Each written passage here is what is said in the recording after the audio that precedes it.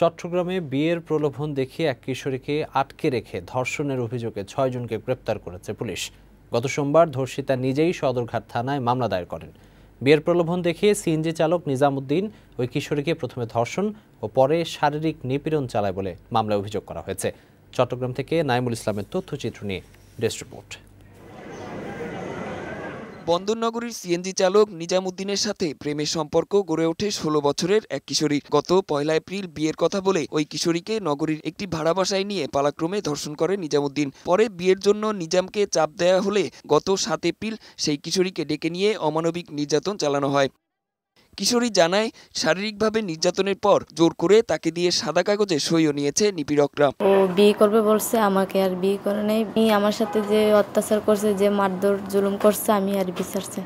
এই ঘটনার পর গত সোমবার ধর্ষিতা নিজেই বন্দরনগরীর সদরঘাট থানায় একটি মামলা দায়ের করে, যার ভিত্তিতে মঙ্গলবার সকালে বিভিন্ন এলাকায় অভিযান চালিয়ে ৪ নারীসহ ৬ জনকে আটক করা হয়। নারী নির্যাতন এবং দণ্ডবিধি আইনে মামলা রেকর্ড করেছি। ৬ জন আসামিকে গ্রেপ্তার করেছি। এই অপরাধের সাথে জড়িত সকলকে দ্রুত আইনের আওতায় আনার আশ্বাস দেওয়া হয়েছে পুলিশের পক্ষ থেকে। ডেস্ক রিপোর্ট, বৈশাখী সংবাদ।